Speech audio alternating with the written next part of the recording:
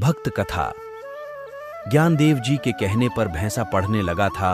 वेद पाठ भारत में महान संतों की कई कथाएं प्रचलित हैं। उनमें ही एक संत ज्ञानदेव जी हैं, जो भगवान श्री कृष्ण के परम भक्त थे। भक्तमाल ग्रंथ के अनुसार उन्होंने अपनी भक्ति के प्रभाव से भैंस से भी वेद पाठ करवा दिए थे। आइए आज उन्हीं ज्ञानदेव जी की कथा आपको बताते हैं। भक्तमाल ग्रंथ के अनुसार श्री ज्ञानदेव जी श्री विष्णु स्वामी संप्रदाय के प्रमुख संत थे।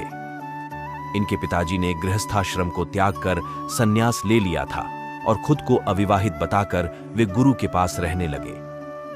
जब उनकी पत्नी को पता चला तो वह उन्हें लेने गुरु के पास चली गई। जब गुरु को उनके विवाहित होने का पता चला तो उन्होंने उन्हें पत्नी के साथ वापस घर लौटा दिया। पर अब परिवार व समाज के लोगों ने नाराज होकर उन्हें घर व समाज से बाहर निकाल दिया। लेकिन इसके इतने पर भी वे दुखी नहीं हुए। गृहस्थाश्रम में प्रवेश को गुरु की आज्ञा मानकर वे प्रसन्न मन से रहने लगे। इसके बाद उनके 3 पुत्र हुए, जिनमें बड़े ज्ञानदेव जी थे। इनकी श्री कृष्ण भगवान में सच्ची प्रीति थी। जब वह पढ़ने के लिए गुरुकुल गए तो उनको किसी ने वेद नहीं पढ़ाया। सब यही कहने लगे कि तुम सन्यासी के पुत्र हो, तुम्हारी जाति नष्ट हो गई।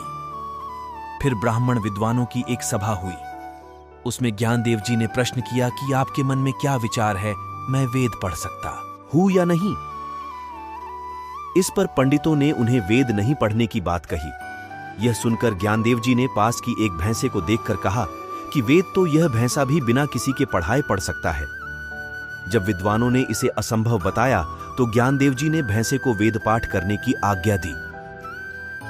भक्तमाल ग्रंथ के अनुसार ज्ञानदेव जी की भक्ति के प्रताप से भैंसे ने भी वेद पाठ शुरू कर दिया, जिसके बाद पंडितों में भी भक्ति प्राप्त करने की रुचि जाग गई। उनका अहंकार दूर हो गया।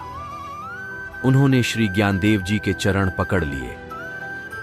भक्तों से सरल स्वभाव के साथ ज्ञानदेव हमेशा दीन भाव में रहे।